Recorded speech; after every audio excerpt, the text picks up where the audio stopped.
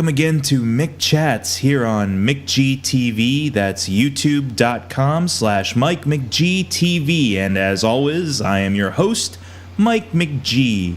And this is a special treat. We're going to talk a little DC animation, going to get a little geeky here with a show. And of course, to help me out with that is my DC brother from Geeks Network, Max Andrews. Hello, how's it going? Doing all right.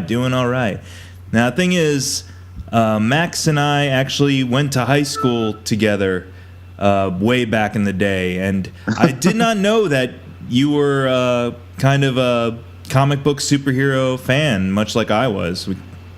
I was super into it. I fell in love with the cartoons. So, Batman the animated series, Spider-Man the animated series, X-Men, all those cartoons. And then I was also watching, Flintstones and Jetsons and all that other stuff. And I just loved cartoons my whole life.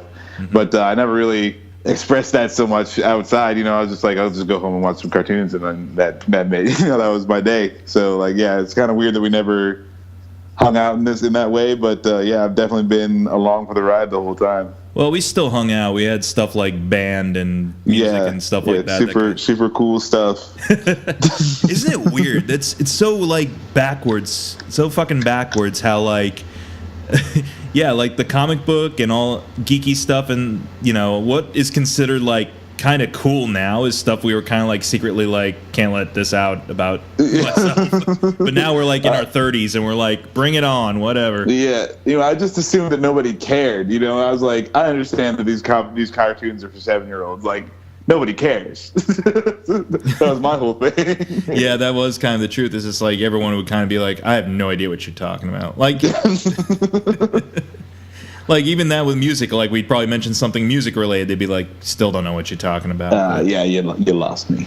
Well, in a way, we both tried to kind of turn it into nice side projects or passion projects. I'm over here doing movie reviews, trailer reactions, a little bit of original comedic material here and there, and you're over at Geeks Network with our mutual buddy Jason Taylor and his crew. Yeah, Jason, he got us together, and we started podcasting, and we haven't looked back. We got 6 different podcasts now, so it's pretty crazy. It just kind of took off. I think all of maybe 7 people listen to us, but we're just having a blast, and we're just talking geeky stuff.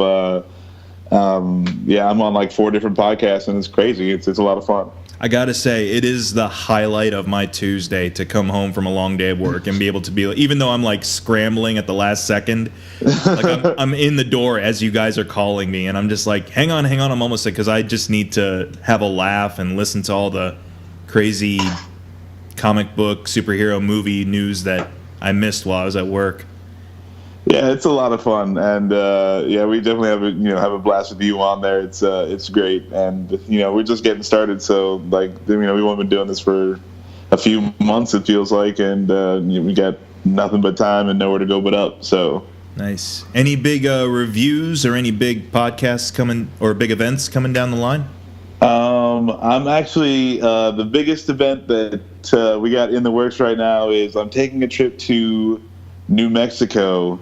And I'm thinking about doing some of the Breaking Bad, Better Call Saul tour, and maybe going to some of the restaurants and places that they film, and at least eating there. But maybe I can find somebody who was there when stuff was going on, and talk to them, or whatever. But right. That's going to be really cool. And I think we got another Comic-Con coming up in September.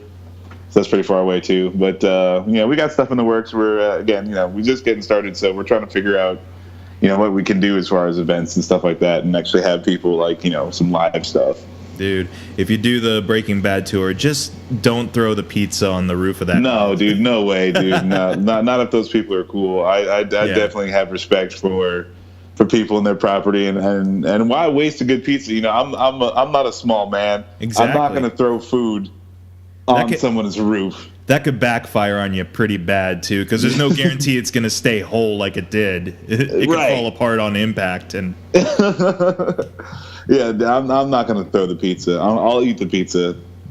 Nice. I think it'd be good to get a picture like with the pizza with the homeowners. That would be cool, right? That'd be kind of cool, and then offer them like a slice to be like, here's the proper way. Yeah, like don't waste the pizza. That's just bad policy. Mm-hmm. Yeah. Well, I wish you well with that, and also with all the podcasts, like you said, you got the sports and so forth, and Animaniacs. What's the main site that anyone can find all the podcasts? You can find us at www.3geeks.ninja, and that will have we have all of our podcasts on there. We've got we're starting to get some editorial kind of stuff on there. So we're just starting out, but we got nowhere to go but up. We're working real hard. Nice. And if you're listening to this podcast now on YouTube, just check out my site. They're over in the affiliate section. They got a YouTube site too, and from there you can find all the good stuff. So, time to get into the meat and potatoes of the night, I guess. I feel kind of bad. I was thinking about it, is that I kind of sort of beat you to an episode of Animaniacs in a way, I guess. Yeah, you really did, but I don't care because I love these cartoons, so it's totally fine.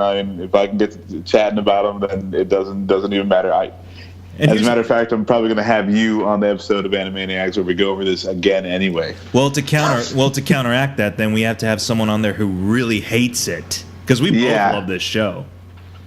So yeah, I don't think there can be too many bad words said about this show. It was really, I thought, well thought out. The overarching story is usually held together pretty well, and I liked how they did it. So I'm happy and ready to talk about it. All right. Well, let's not keep people in suspense. The show we're talking about is Cartoon Network's Young Justice. Now, my own history about this show kind of goes back to my Batman the Animated Series days, because, like you, I grew up watching Batman the Animated Series, the Bruce Timm, Paul Dini, Alan Burnett stuff. Loved it. Loved it. It was my religion. Yeah. It was Batman, X-Men, sometimes Spider-Man when it wasn't being crappy, but primarily Batman. Like, I was a Bat guy. And then when they did Superman, still on board, loved it. And then even as I got into college, I was still following, because I'm like, I love the format of this show. I love that it's taking itself seriously, but not too seriously. And then there's Justice League Unlimited, Batman Beyond, all those shows. And yep. I mean, granted, some episodes weren't as strong as others, but you're gonna have that, because even in the Batman the Animated Series, you have I've got Batman in my basement, and you got episodes like that, so nobody's perfect. The Underdwellers, or the Sewer King, or whatever that was. Yes. Everyone's got their little their dirty little secrets in the closet, but again, you can just trace the whole lineage of these superhero cartoons straight back, and it's so good. All those cartoons you just mentioned are great, and this is just another one in the line of them. Yeah, but the thing is, when I first heard about this show, first off, it was kind of what got me interested in revisiting DC animation, so to speak, because I really hadn't been following much of what DC had been doing after Justice League Unlimited. So when I heard about Young Justice, I'm like, well, I remember reading maybe 1 or 2 issues of Young Justice. Are they going to try to be like Teen Titans or anything like that? I still had like Justice League Batman the Animated Series as the standard in my mind. Like, I'm like, nothing can beat that. But then as I started watching Young Justice, I'm like, oh, well, it's not even trying to compete. It's trying to tell the story completely different, like a whole new approach in a way. And I grew to appreciate it. And actually tackled things in a more adult manner than the Bruce Timm stuff did, actually. And it's ironic because the show's about teenagers and kids. Yeah, I just love how serious it gets. And obviously I'm 31 years old. I'm an adult, so I appreciate a little bit more depth to everything. And they had some episodes on here where you're just like, wow, man, I can't believe they put these kids through that. Like the episode where they're 16 failsafe. Oh yeah, the worst case scenario. Yeah, and it's like, oh man, they died. It's like, the girl getting murked, and then in the next episode, like everyone's just like dealing with it. and they're having a lot of like real issues because that was their first experience with like death and their own mortality and stuff like that. And I thought that was so cool that they would put their characters through that stuff. Yeah. And so for those of you who are out there who are the novices, Young Justice essentially follows a group of superhero sidekicks, for lack of a better term. Like, you got Robin, you got Kid Flash, and a brand new Aqualad who was introduced through the show. Blackwalad. And essentially, like, they're like the core three who the team kind of builds around, because then you have Superman's clone Superboy join up at one point, and then Martian. Superboy's there like at the beginning, but the three free Superboys. That's how they become a team. They rescue him. That's right. Yeah.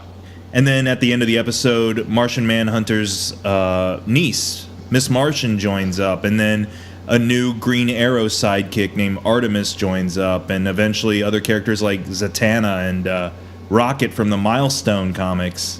Like, yeah. It was really cool. Like, I don't know, none of the characters, they had very distinct personalities, but they didn't feel too overbearing in terms of like, oh, this is a kiddie show in that sense. Like, they're really playing into the kid factor. Like, even though they were younger, they were very seasoned, as it were. Yes, yeah, because the whole premise of the show from episode 1 was that they were moving the next step up in the superheroing hierarchy. They're getting introduced to the Justice League's headquarters on Earth, and they get walked in, and they notice that there's people taking pictures and stuff. Like, this could not possibly be where the Justice League does anything serious. And they're just like, well, what are you guys bringing us here for? It's it's kind of crappy, and because it's not even anything real. You're just jerking us along. So like, they are already definitely in their minds ready for the next step, ready for more responsibility, and now they got to prove themselves because even their mentors aren't taking them seriously. And the way they do it is that the Justice League, which essentially, I guess, the series creators said that it's been a couple years, or this takes place when the Justice League has been around for a couple years, and they're more known as like celebrities as much as superheroes. Like, right. Just initially, it was so weird for me to watch Batman and Robin walking in broad daylight towards the Hall of Justice with like paparazzi around them. I was like, yeah, that's different, but it's still kind of cool. Well, it's kind of things like that. There's a few things where I was just like, because like, I don't feel like Batman would make. I don't think Batman would show up for any possible photo op, like, ever. Yeah. Like, Batman should never, ever be in a photo opportunity. Like, the big speech, Superman, Wonder Woman, Aquaman, those are your guys. Green Lantern, Flash, anyone else can give the speech. But, Batman should never be there. Bruce Wayne could be there. Yeah, they might have taken a lot of liberty with his mystery aspect. Like, oh, is he real or is he an urban legend or what? Well, he's clearly real. There he is. No, yeah, he's definitely legit. Chances of getting a Batman upskirt shot as he walks into the hall. Oh goodness, up short shots. But what I did like too is that he basically played like the boss. He was like the field commander, essentially. He deployed them because they were essentially a covert ops group, right? And I really like that. That kind of reminded me of the old like Captain America and Bucky style stuff. Like, Bucky was in there in the trenches, and he was dirty with the knife and stuff like that. And that's what these guys are. They're quick strike, do damage, get in, get out, and get back, because if you hang out, then you're gonna get killed. Like, you can't handle the things. I love that in pretty much any situation, they really can't handle it. And to be fair, the League sends them on really dangerous missions. Like, they're like, okay, you want to prove yourselves? We're not pussyfooting about with you. More dangerous missions than probably the League goes on at times. Well, yeah. There's the one. Which episode was it with the the giant tentacle monsters and everything? Oh yeah. Oh, by the way, spoilers ahead. If you don't want, go check out the series if it sounds interesting already, because we're gonna be talking about some high points here that you may not want spoiled. So just ahead. Continue. Sorry. Okay. Yeah, no problem. Yeah, good call. I believe it is episode 24, Performance. They the Injustice League makes their appearance. So that's Joker, Ultra Humanite, Poison Ivy, Atomic Skull, Baron Vertigo, or Count Vertigo, and who's the magician in that one? Wotan. Wotan, yeah. And so, it's pretty heavy hitters, and then, the Young Justice kids end up fighting them. Mm-hmm. So, like, and Black Adam is there. Yeah. While essentially the Justice League is off, like you said, fighting those plant tentacle things, for the show, I mean, to make it look like the Justice League is got all hands on deck. And maybe make the bad guys relax a little bit, and so that their kids can go in there and probably die.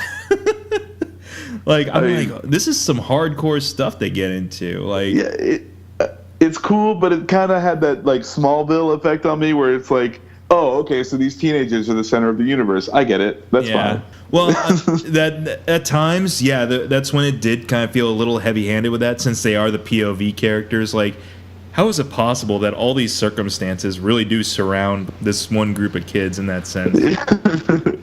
Well, I mean, like, and it's cool because like the Justice League does show up, so it's not like they beat them by themselves. But yeah, dude, they get kind of a little overpowered, but it's really cool. And then when they switch this, to the Young Justice Invasion season 2, like, it takes on a whole new thing. Well, before we get into that little topic too, another thing I kind of liked is something that Justice League and Justice League Unlimited did was explore the wider universe. Mm-hmm. With this one, though, maybe because we'd seen it before and so forth, it just kind of dove right in there with you. Like, there wasn't need to set up, like Captain Marvel's first appearance. You didn't have to have a full, like, well, Captain Marvel does this, this, and this because his powers are derived from the wizard Shazam or whatever. Like, you don't really touch upon that at all. He's just there. But he's endearing. Well, because, like, Captain Marvel, again, like you were saying, the Justice League had already been established for a while. So Captain Marvel was actually part of the Justice League, and he was just their chaperone or whatever for a few days, Right. And that's how they introduced him into the storyline. But it's cool because he's a 10-year-old and he thinks he's hanging out with these, all the kids are edgy and they're off like fighting real battles, and he's a 10-year-old like wide-eyed the whole time.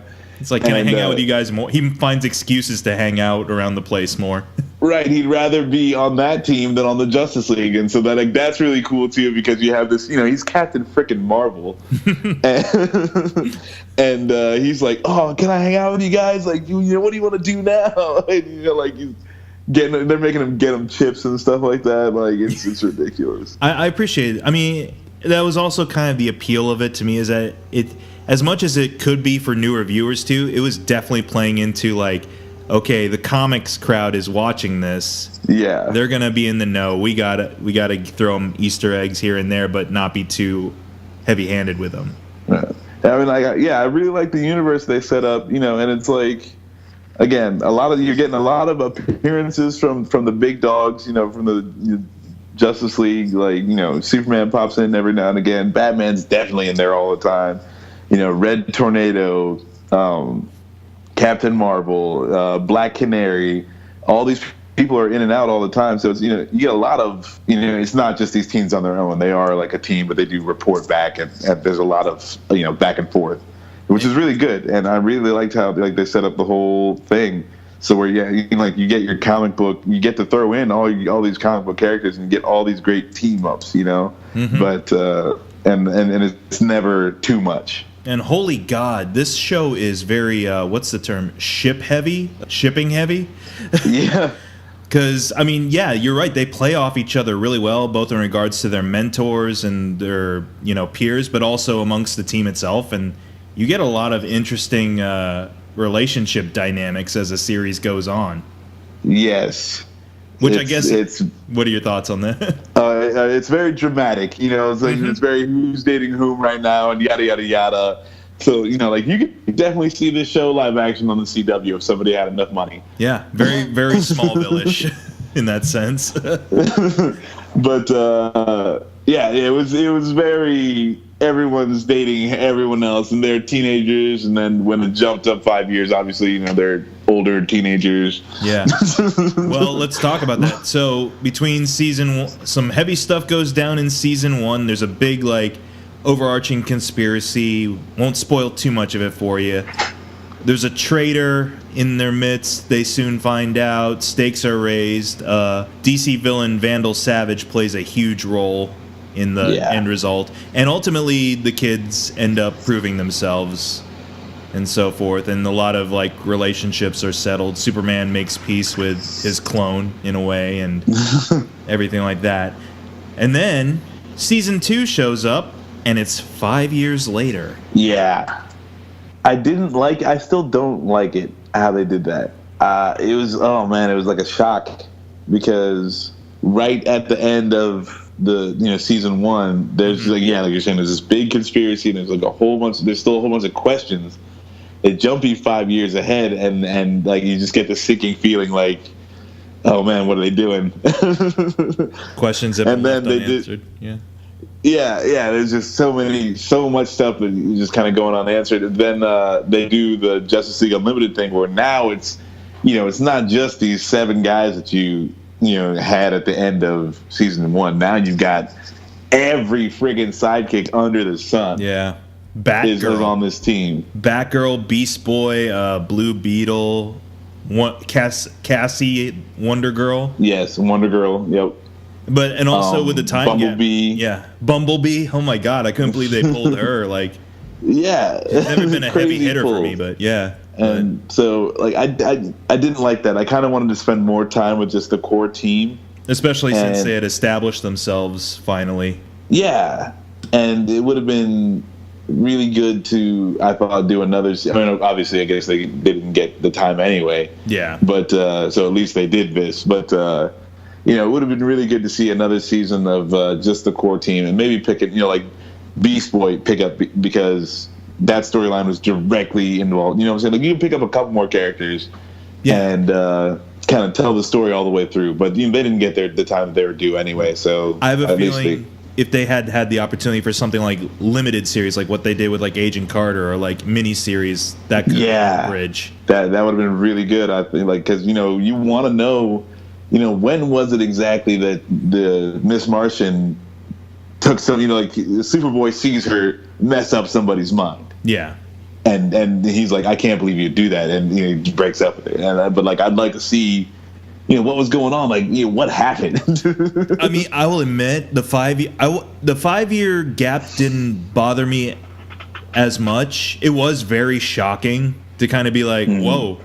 She's now seeing what's his name, Lagoon Boy, and and Robin is Nightwing now. Robin's Nightwing. So Batman and Dick Grayson have their huge falling out rift. Well, I don't even know, because they seem to still get along pretty well throughout Season 2.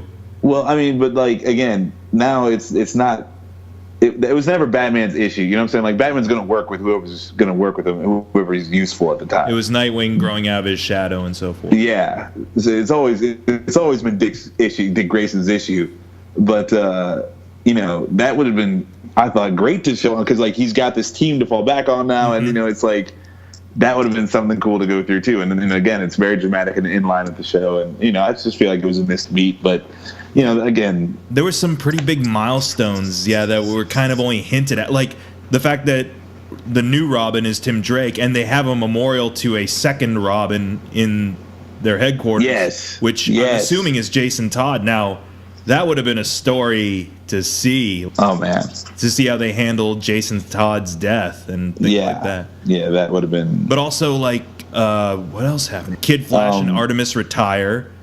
And then Aqualad, just out of nowhere, is Benedict Arnold. Well, no, I mean, like, again, in Season 2 you find out the overarching.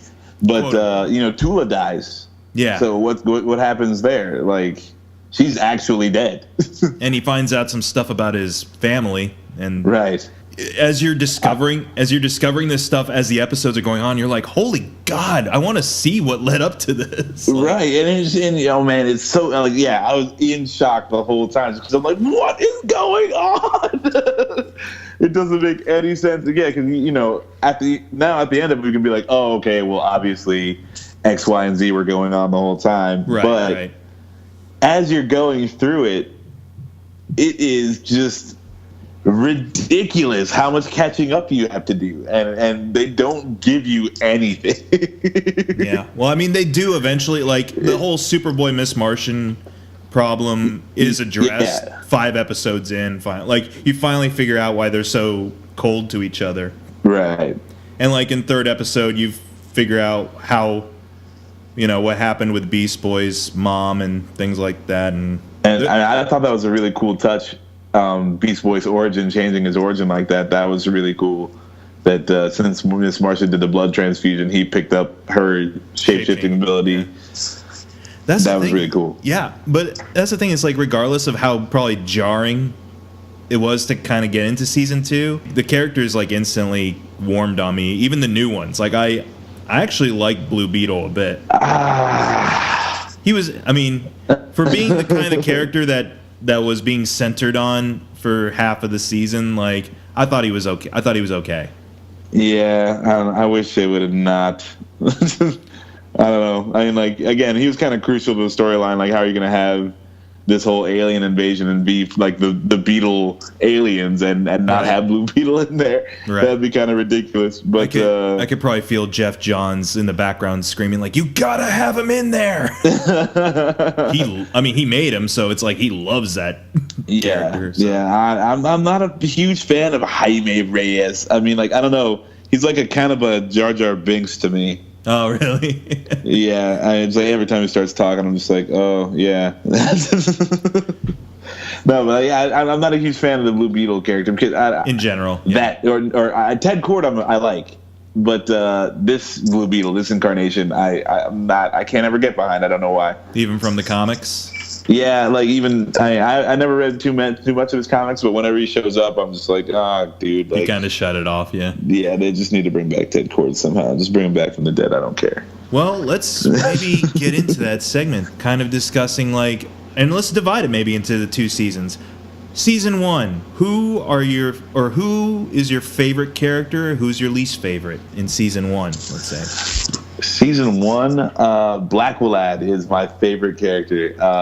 Didn't know anything about him. I'd never read a comic book with him in it, and so he was a 100% new character to me, and I loved him. I just loved it. He was, he's a hard ass. He's got that magic stuff going, and it's kind of like the newer Atlantis where they're playing, where it's more like a Game of Thrones kind of situation, and. So you can tell he's raised by nobility, and he's always striving to be noble, and I really like that about him. So I don't know. Aqualad was my favorite character for this show. Okay, least favorite. And least favorite, Miss Martian. Was it her catchphrase?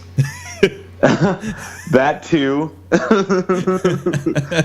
But I won't say. No, it is annoying. Yeah, it's okay, yeah, it's oh man, and then the whole episode where you find out is anyway.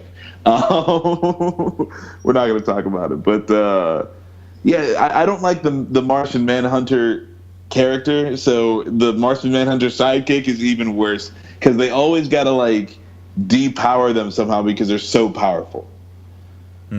Yeah, and I feel like like they're these kind of god characters, and they don't ever get to use them to their full potential. But then the story be over in 5 minutes, and they're just like, okay, and then they eventually shut everyone down, and that's the end of the story.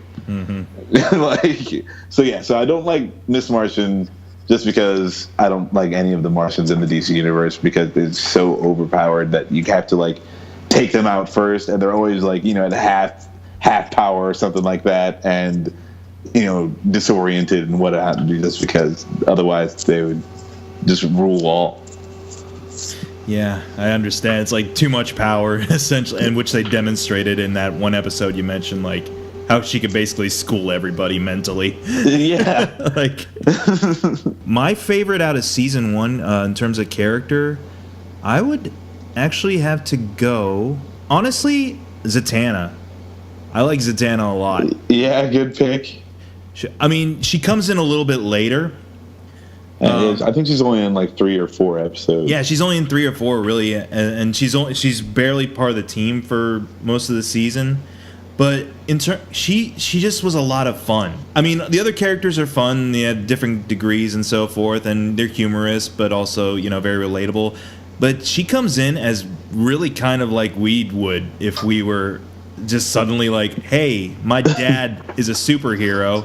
He wants me to hang out with other sidekicks. But to kind of be, charming and nice, but at my core, I'm going to be a troublemaker. Yeah. So I kind of like that about her. I kind of like the arc she had in the couple episodes that did kind of center on her, where her dad ultimately makes a big sacrifice and she's kind of left alone and on her own. Yeah, that was spoilers. Really sad. Yeah. Yeah, the Helmet of Fate little arc that they have going is so cool. I thought that was very, very well done. Mm-hmm. And like the sacrifice that Zataro gives up. He puts on the Helmet of Fate so his daughter doesn't have to wear it and she can have her own life and stuff. And yeah, it's again, like they hit some hard tones in this cartoon. It was they didn't pull like a lot of punches at all. There's even blood in this cartoon. You know what I'm saying? Like people get. And I'm like, they didn't even put blood in the Batman movies, the darkest Batman movies ever made, and they didn't even put blood in them. So this cartoon has got that over Chris Nolan's Batman movie. Yeah, it actually shows damage. Yeah, and like, oh man, like, the one episode where the tornado or the red robots. Oh, they attack the base. Yeah, and like Robin drowns. Mm-hmm. And it's like they did not pull any punches on these kids, and it was like, yeah, if these were superhero kids, this is the stuff they'd have to deal with. Again, kudos to them. Yeah, but I'd have to say my least favorite Young Justice member in season 1 would probably be Kid Flash. And I mean, I totally get the character too. Like, he's a prankster, jokester, everything like that. And he had his serious moments too. Like, I don't loathe him as a character at all. There was just 2 points where I'm like, okay, this kid's way too dumb.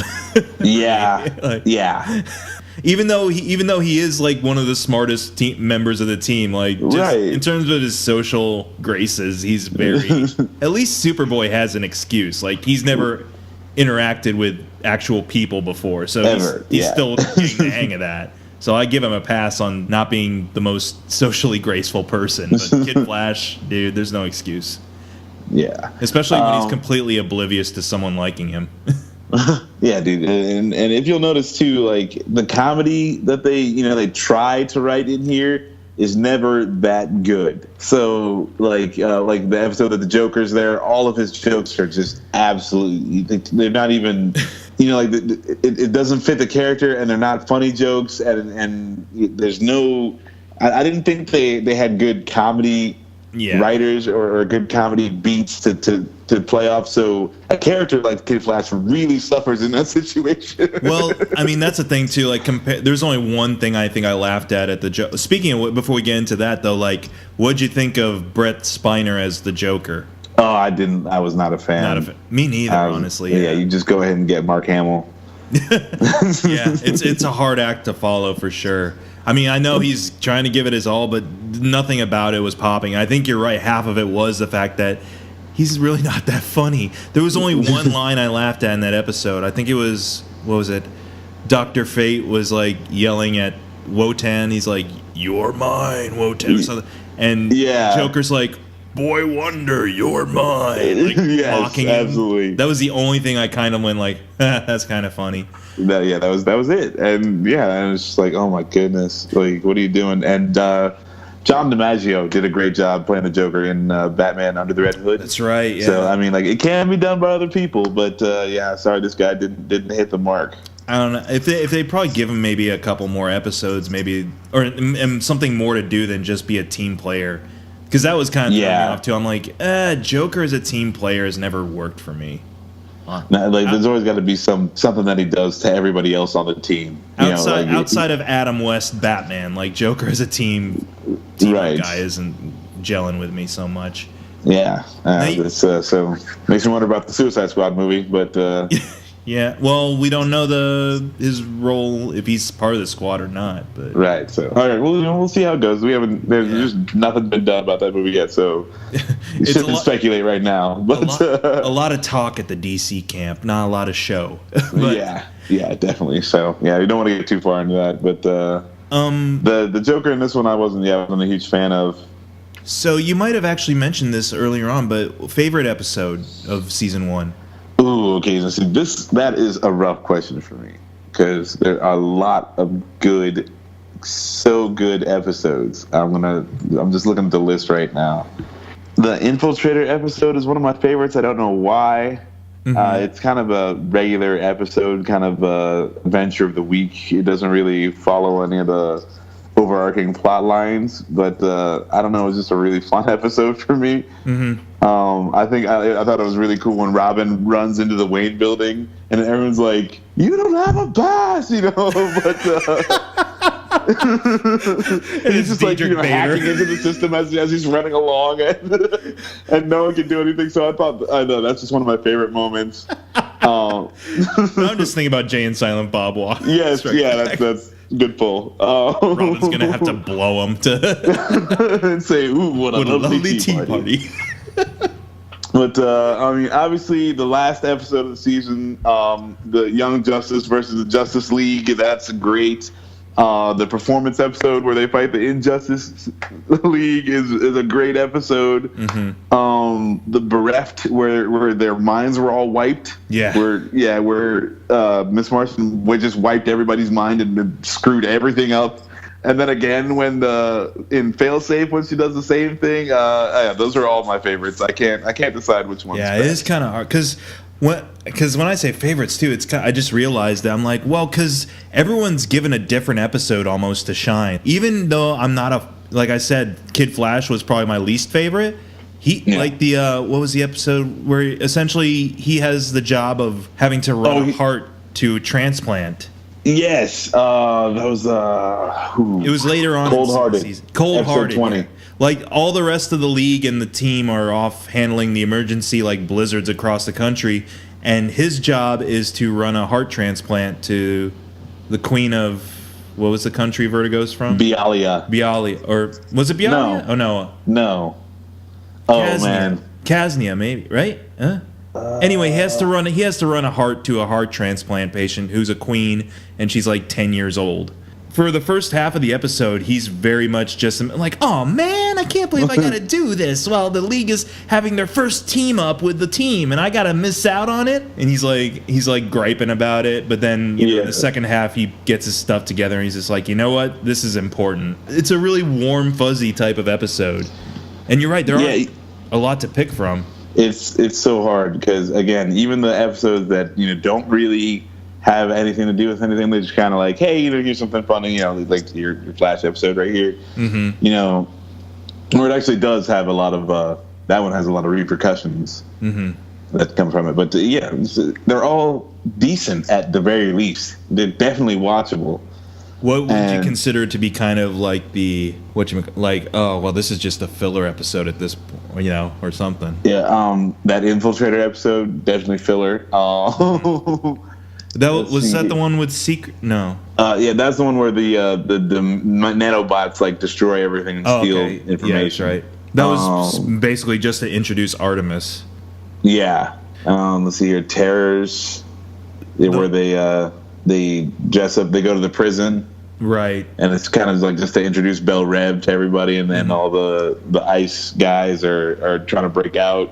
That's kind of a episode. Yeah. And it's also there too, just to be like, okay, here's where Superboy and Miss Martian finally kiss. Yeah, and Alpha Male, where Superboy goes off and finds the young gods or whatever. Right. Yeah. That episode's kind of bleh. Yeah, I kind of sped through that a little. I'd say the one that I rewatch every once in a while, but the one I definitely haven't revisited is the Artemis Zatanna episode with Secret in it. Secret. Yeah, the Halloween episode. That's next season. That's season 2. No, it was in season 1. Oh, no, never mind. No, you're right. Because episode 18. Artemis leaves with Zatanna because she's, for some reason, they never really established it, but she's got the hots for Superboy, and she's all pissed off that he's seeing Miss Martian, so she and Zatanna have like a girls' night out or something, and they're being chased by Harm. Is that the guy's name? Yeah, he's got like a Beowulf sword. Like that kind of went nowhere from that story. Just kind of stopped and started, and I'm like, okay, well. I mean, hey, at least you got to see your girl Zatanna in action. Yeah, I mean, yeah, she did have some fun stuff to do, but I don't know. One thing that definitely season 2 I felt had over season 1 was that at least the focus kept primarily on the main arc. There wasn't too many deviations. Yeah, in season 2, because there wasn't a lot of time for that romance crap, and there was because you have Aqualad killing Artemis, and you have these bigger kind of things, so no one's worried about their bull crap with with whoever right now, because there's so much other heavy stuff to do, so it's kind of got put on the back burner, which is better for the show. So, favorite character in season 2? Season 2, I'm gonna let's see here. Favorite, I kind of want to pick somebody new. Yeah, definitely. Because they definitely expanded the roster. Oh man, they took it to the whole next level. Here, let me just look at this real quick. Think about it for 10 seconds. Favorite new character? Oh man, because they have Static Shock. They got I don't know what they call the big Indian, the kid who turns into the big Indian totem. No. Yeah, I can't. Jaime's friend. Yeah. And they had actually Arsenal. I'm gonna say Arsenal is my favorite ad. Yeah, I can see that. He is I love it. He's insane. And that episode Satisfaction where he takes on Lex Luthor, I thought that was so cool. That was one of the best episodes. And for the first time, you see Roy Harper and Dick Grayson actually mouth off at each other. I was kind of hoping for that in season 1, but then season 1 took a turn with Red Arrow, I guess, that I wasn't expecting. But then once they introduced Arsenal, I'm like, okay, we're gonna get asshole Roy Harper here. This is gonna be awesome. Yeah, that's probably my favorite. It's got to be Arsenal, just because he's insane, and he's got this really PTSD. Oh yeah, thing going on, and he's out there just doing it anyway, and then he's just this crazy Mel Gibson. Well, I don't know, maybe not that far, but well, Lethal Weapon. Lethal Weapon Mel Gibson, not real life Mel Gibson. No.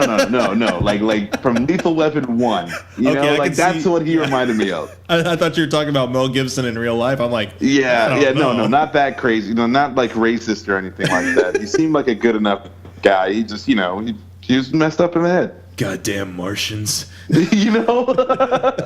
Freaking the Reach. I hate all you Reach. Take it easy on the Reach, Lou. Oh my god. Least favorite character from season 2? Probably Blue Beetle. Blue Beetle, okay. I just can't stand that kid. I didn't even like him in Batman the Brave and the Bold, that super kiddie one that came out. Right. I hated Blue Beetle. I just got no love for him. There's nothing good I can say about that kid. Go with Aqualad. I liked Aqualad just fine in season 1, but his whole arc in season 2 captivated me. I love this. I love the twists and turns that are going on. Oh man, it's great. And then when he fights Black Manta at the end, it's so cool. They did everything cool, and Aqualad is probably my favorite character overall. Black Manta saying I just was trying to teach you to be ruthless, and he's like, I'm going to teach you to be ruthless, even if I have to beat it into your skull. And at the end of it, he's like, I imagine that was pretty ruthless, Father. I hope it made you proud. That's pretty badass. I'm like, oh man, it was great. It was great. And then even speaking to his character some more, at the end of that episode, they won. It was the best day they've ever had ever, and he was just like, man, I messed up. We didn't get everybody. I thought that was very Batman. Yeah, he takes more after Batman than Nightwing does at some points. Least favorite, I would have to go with Lagoon Boy for least favorite. Yes. Yeah, that guy sucks too. It was mostly, and it's totally not even coming from oh no, it's Superboy, Miss Martian forever type. I understand I totally understand why he would be like, I want nothing to do with this crazy girl. But he just never really amounted to much for me in that series. Like this whole thing, he's just like, I'm always being compared to Aqualad, and then in the end, he's like cool with not being compared to Aqualad anymore. I'm like, cool, but he was just always. And what was his saying? Neptune's beard. Oh, fuck that, dude. Terrible. So terrible. It's even worse than Hello Megan. Yes. They just Jar Jar Binks the crap out of that kid. I'll forgive Miss Martian's Hello Megan because she's voiced by Danica McKellar, and Danica McKellar is gorgeous. And it also made sense. It's that funny thing where, like, we're sending out all these, signals into space, and who picks it up? What are they going to think of us? So there's always that, like, you could forgive Hello Megan because that's what she knew. That's what she was exposed to, was sitcoms. Right. And, laugh tracks and all that good stuff. So, that was understandable. If a little annoying, at least it was understandable. But this kid just running off Neptune's beard all the time. It's like he's got Tourette's, and he's got to say Neptune's beard before and after he says everything. There's three things I think he says. Neptune's beard, he calls Miss Martian angelfish. Yeah. And he always calls everyone else chum. And I'm like, dude, because I understand, chum can be kind of seen as a nautical, Lantian type thing, but all it makes me think about is Adam West Batman stuff. But also, chum is like what they throw, like the rotten meat and stuff like that. Meat and stuff, the offal or whatever. So, like, I wouldn't want an Atlantean to call me chum. I think he's calling everyone else like, he's like, hey, I don't even give a fuck about you. Like, that's his version of dipshit. It wasn't really a compliment at all. He's just like, I just equated you to rotten fetid meat. That's super good. Yeah, Lagoon Boy is pretty terrible. Yeah, you might have convinced me. You might have convinced me that Lagoon Boy is the worst. Yeah, at least Blue Beetle. At least his sayings, he would sometimes slip into Spanish. Well, yeah, and Spanish is a real thing. Yeah, it's a real thing. He's got an excuse. He actually has a language that's real. So I'll give you that. But I don't know what it is. I've never liked that Blue Beetle. So I don't know if they could ever do anything. Because, like, I didn't even like Static Shock before this, but I like what they did with him in it. Yeah. And of course, he wasn't in it too much, but he didn't annoy me. Favorite episode out of season 2? Because I don't know. I think I have one, but it's kind of hard when it's all just one overarching story. Yeah, it's this one's rough too. There's a lot of good episodes, even like the Blue Beetle intervention episode. Yeah, actually, I dug that. Yeah, it was really cool. I mean, again, they have so much cool stuff in this one. They're kidnapping teenagers and shipping them off to these aliens. We don't endorse kidnapping teenagers, by the way. No, not just animated teenagers. We don't kidnap real teenagers. You can do whatever you want to animated teenagers. But you leave the real teenagers alone out there. Please don't take my words for gospel. Yeah, there you go. That's the word. But my favorite episode, hands down, number 19, Summit, where the Reach are meeting with the Light, and Aqualad just messes it up for everyone. That's the episode he has that fight with Black Manta, and there's just this great fight scene where everyone's going nuts. And there's just a lot of good stuff that happens in that episode. I thought that was the best episode of the season. Oh man, you took mine too. I'll have to agree with you. I love that episode. All the table turning that goes on in that. Yes. It's like, well, this is really happening, but oh no, here's this revelation, and oh no, we got guards, but oh no, who are the guards again? Oh, that's right, the heroes. Like, holy God, there was so much like one-upping in that. And it was great. It was such a great episode, just because you're like, holy, what else could happen? And then you're fully expecting half of the Justice League to show up. And honestly, like an episode that, for all intents and purposes, takes place in real time for most of the episode. Like, it's literally just a 20-minute meeting that goes to shit really quick. Yeah. That's true. I never even thought about that. There's like no cuts. No, not at all. Like, maybe towards the end. I mean, at the end when everything's kind of getting wrapped up. But you're just focused on this meeting for the entire episode. It was like Reservoir Dogs, the episode. Except no cutting off of body parts and dancing. Yeah. But it was all you're like, it's all in that one room, and everyone's in there going. Yeah, it was great.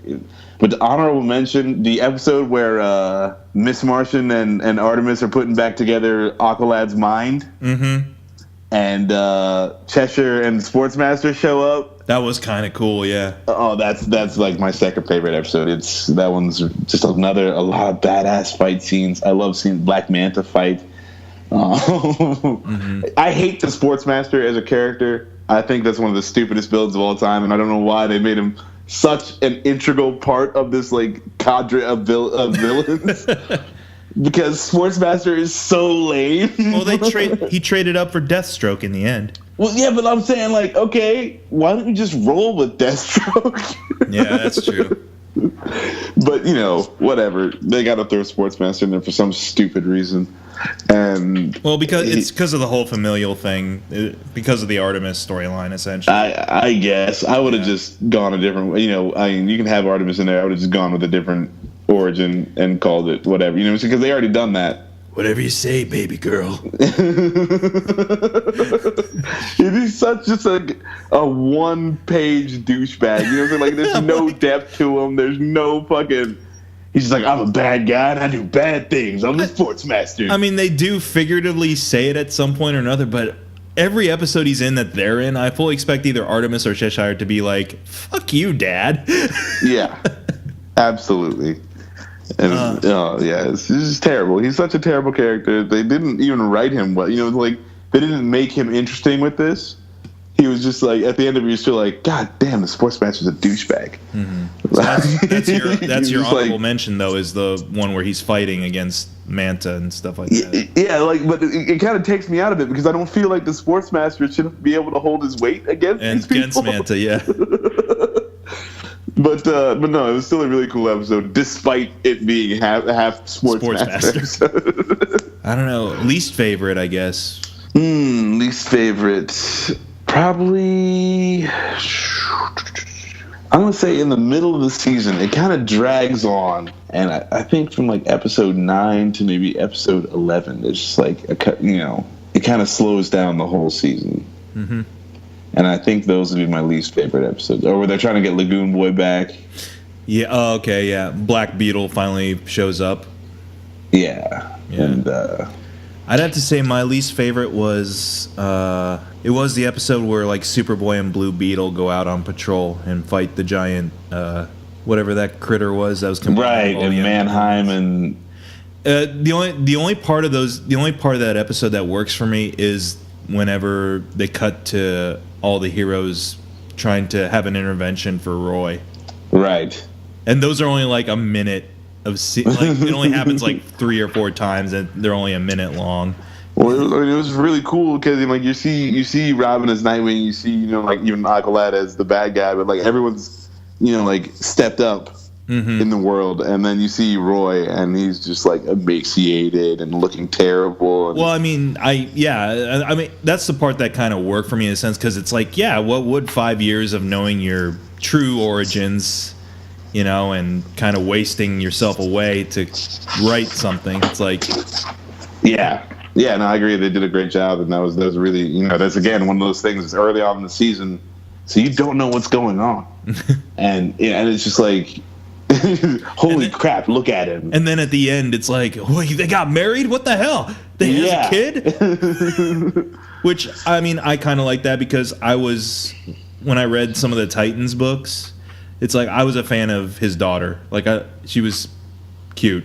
And I'll admit, when they killed her off in the comics, I was kind of like, well, child murder, that's kind of morbid, DC. Yeah. I'm like, man, DC, they're edgy. It was kind of, snapping Kryptonian necks and killing kids. That's what Now we got to kind of touch upon something that gets our blood roiling a little bit, which is Season 2 comes to a close. Big cliffhanger ending with 2 big villains in the DC universe joining hands and joining forces. And then what came after, Max? Nothing. I guess Beware the Batman. That's what came after. Yeah, and that got royally screwed over too. Yeah. We were talking about that beforehand. There's a whole half of that season that I haven't seen because I didn't think that they made it. Mm-hmm. But Young Justice definitely got screwed, man. Like, this is such a good cartoon, and because there's a lot of female characters that people really like, and B, it's a little too mature for that younger audience. They cut it out. They just washed their hands of the whole thing and replaced it with what? Teen Titans Go. Oh God. Teen Titans Go, which is they could have brought back the regular Teen Titans. I would have definitely been more okay with that than Teen Titans Go. Like, the Teen Titans tackle making a pizza. Yeah, I've seen clips of. I've never actually seen it on cartoon. Is it longer than what clips on YouTube are, or is it just? They're like little 10 to 15, 12-minute mini episodes, and sometimes there's like an overarching, a bit longer. So 20, I'm not 20 missing. episodes. I've pretty much seen probably the. Yeah, dude. I can't normally I'll watch a bad show and tell people it's terrible, and I'll be like, look, I'll just keep watching and tell you if there's something good to watch, and you can watch that and save your trouble. But I can't even watch that show. That's a show that's definitely straight up for kids, playing for the kids, playing for like the Adventure Time type crowd and so forth. Which, I mean, that's the thing. I love Adventure Time. I've seen some episodes of Adventure Time and I enjoy it fine, but it feels like what I've seen from Teen Titans Go, they try way too hard to be like it. Like, it's evident, like very clear what they're trying to. They're going for that zany humor, like anything can happen, crazy cartoon, like Bugs Bunny style cartoon with Teen Titans Go. I felt like, and I'm just not. It didn't get me, especially since they canceled this show. Like, that show got a lot of hate to begin with because they canceled my show to put that show on. I think that's what it was too. Is that a lot of people were kind of like, oh, so we gotta make way for the silly stuff now. So we gotta get rid of the actually intriguing plot driven. And then they don't move it to like Toonami or Adult Swim. Because they have anime Saturdays or whatever, and they don't carry on the show. And I'm just like, well, you guys, people watch this show. It's such a great show. You could still just make the show. You're Cartoon Network, right? They have live action shows on Cartoon Network that doesn't make any sense. Yeah, I never understood that. Even though like some of the Adult Swim stuff I'll laugh at and things like that, but that's a different breed altogether. That's something else entirely. But like, I'll never understand daytime live action on a Cartoon Network. Yeah, it doesn't make any sense at all. So, that's whatever. I wish I had, like if I had $1 billion, I would produce all this stuff, and I would get all these same guys back and get them back in the writer's room and get these guys back. I think the thing doing their thing. Yeah, they need to. Here's the whole thing that would help it survive. They need to do what Marvel does and secure a deal with either. Well, I mean, they're Time Warner, but that's the problem is like they cross so much media anyways, like on their, and they're all owned by the same company. The thing is with Marvel, they at least secured a Netflix deal for some of thetheir shows and things like, and then they got Disney XD with however those shows. I don't know. I don't watch the Marvel tunes so much. I haven't seen a lot of those are bad. I watched a few episodes of some of the new Marvel anime that they put out and some of the Disney XD shows like Avengers Assemble or whatever is going on right now. I know Earth's Mightiest Heroes was a really fun cartoon that I recommend, but the Avengers Assemble one is not very good. So I wouldn't recommend watching that. But yeah, again, Marvel's got a whole bunch of stuff all over a bunch of mediums. Yeah. And it's spread out, and then it's like, hey man, we'll take every dime we can get, but it's like those shows aren't even good, and they're still being produced. Like you had this really great show. That's what I've always felt is that DC. I mean, say what you will about whether or not they'll be able to beat out Marvel at the movies. DC has always had, I feel, very superior animation projects. Yes, absolutely, hands down. They're dominating the direct-to-DVD market. A majority of those features are pretty solid. Like you mentioned Under the Red Hood. I actually like that for the most part, mainly because of the animation style and the vocal cast. Mm-hmm. Yeah, it was great. I didn't like Batman in that one.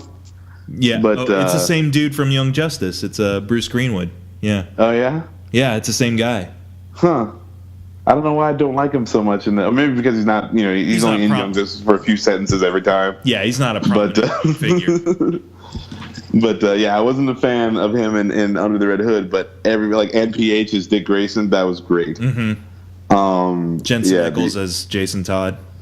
Yeah, Jason Todd was good. I mean, he's just whatever. I didn't expect. I wasn't expecting anything from Jason Todd character. Yeah. Well, that's so his voice didn't matter, but I definitely loved NPH, a really lighthearted Dick Grayson character, and they got the perfect guy for that. Mm-hmm. And then John DiMaggio killed it as the Joker. And I really enjoy the direct-to-DVD stuff because they gave me an animated Dark Knight Returns. Yeah. And honestly, I was very anxious about that. I'm like, I don't know, but I actually dig it a lot. Yeah, it's pretty true to the story. They don't pull a whole bunch out of it, and I thought that was very well done. Also, I think the only big thing I noticed was the fact that instead of cigars, Jim Gordon has Nicorette gum. So that smoking ban we were talking about is in full effect. See, there you go. DC did it first. DC did it first. Suck on it, Marvel, or don't suck on it because it has carcinogens. All right. DC, definitely puts out great animated features. And even the little shorts they did with, they had the Green Arrow, Jonah Hex, all those different shorts they did. Oh, yeah, the showcases, We're good. We're good. Solid cartoons. And DC has always been good about, they definitely had some misses. They've had a couple of Justice League movies that I'd rather not talk about. I know which ones, yeah. They hands down, they have it over Marvel. Because, Marvel's got, the Wolverine, the Hulk versus. Those are really good. Yeah. I could say the first Ultimate Avengers movie was good, but not the second one. Mm-hmm. They've had a couple, they've had a few, but definitely nothing on the scale of DC. Yeah. Well, they've obviously been pouring their heart and soul into feature work, so time will tell if DC can rise to the challenge of that. Now, kind of an interesting question to kind of close out the little Young Justice discussion. Mm-hmm. Would you ever want to see something along the lines of either a Teen Titans or Young Justice feature? Absolutely. Could it be done with this current shared DC universe concept? I think that'd be great. I would love to see them touch on it and then add these characters. I'm down anything comic book. That's just great comic book stuff right there. So I'm definitely down to see it. Anything they want to put out, again, as long as it's on this level. Because this Young Justice I put up there with the Justice League Unlimited, those cartoons, I feel like they're on par with each other, and it's great. I would love to see more stuff like that. Okay. Well, we're actually going to try to square off here, but I'm going to actually ask you a question. You got to take some time to think about it, okay? Okay. Because I already got my answer formulated. I just came up with it on the spot, but I want you to take some time while I plug our sites or plug the websites. But the question I pose to you, Max Andrews, is if it ever were to happen that there would be a Teen Titans, Young Justice type film, what character would you want to see on the big screen and who would play him or her? Think on that for a little bit. I will now be kind of doing a little bit of self-servicing, promos and so forth. You've been listening to McChats here at McGTV, youtube.com/MikeMcGTV. You can also follow me on Twitter at Mike McG Music. And be sure to check out 3 Geeks Network at 3geeks.ninja, right? .ninja. Yeah, that's right. The most badass website you've ever heard of. Sounds awesome. And they're also available on iTunes, and also you can catch a lot of the podcasts as well to see our beautiful faces over on the YouTube page, which is over in our affiliate section on McGTV. And do you guys have Twitter that you check regularly again?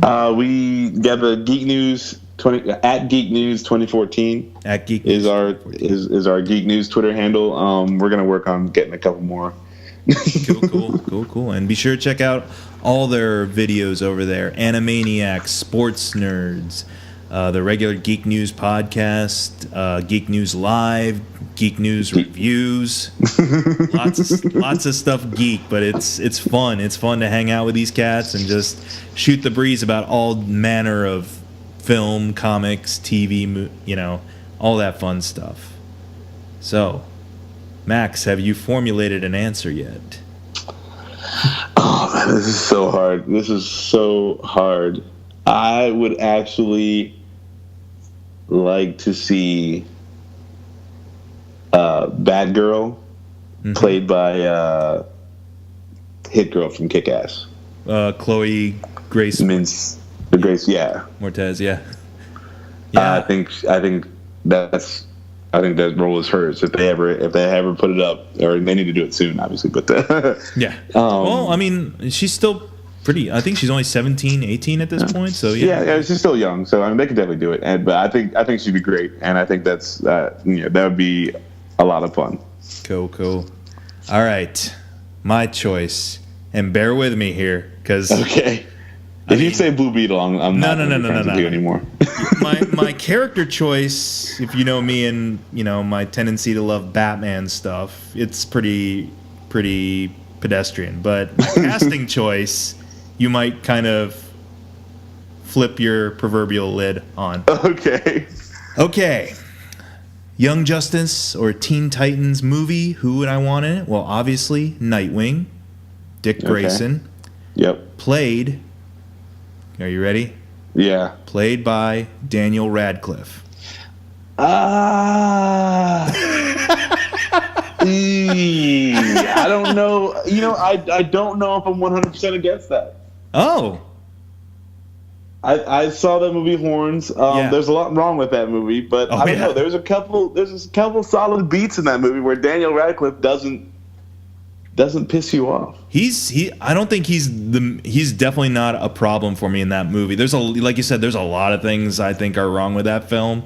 But when he's on, he's on. And I dig him. And that's the whole deal I'm trying to think of it from a business standpoint too.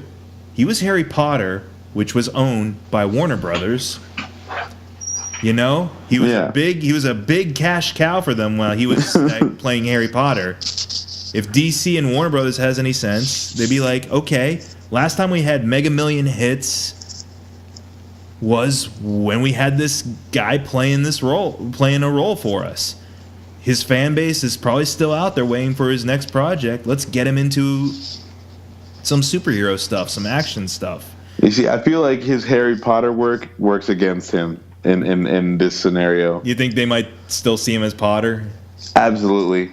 I feel like the studio has got it's on those actors to prove themselves not what they used to be, and the studio's got these goggles on where they only see that. Yeah, that's the plight of the child actor. Well, here's the thing too, and that's why I'm saying it's like. If they're ever going to do a Titan, I might have to do we did this thing over at neverendingradicaldude.com. One of my co-writers, Mark Espinoza, he wrote a fake future review for the Howard the Duck movie in 2017. And it was funny, but it was like he'd actually thought it out. Like, here's what I want to happen in the MCU before Howard the Duck movie comes out. I'm actually thinking, like, I need to revisit this idea. I had an idea for a similar review, a 2019 Titans movie. Okay. I'm like, I'll do that review with you. All right. And that's the thing is that here's the thing. Here's what Radcliffe has to do between now and then. He needs to he's been doing his darndest to get a lot of prestige work. Get some more prestige work, like show more of yourself as a very adult, very competent actor outside of Harry Potter, which I feel he has done here and there. He needs to do way more of that. And then you come back in with some Nightwing. So then you have another mega franchise under your belt.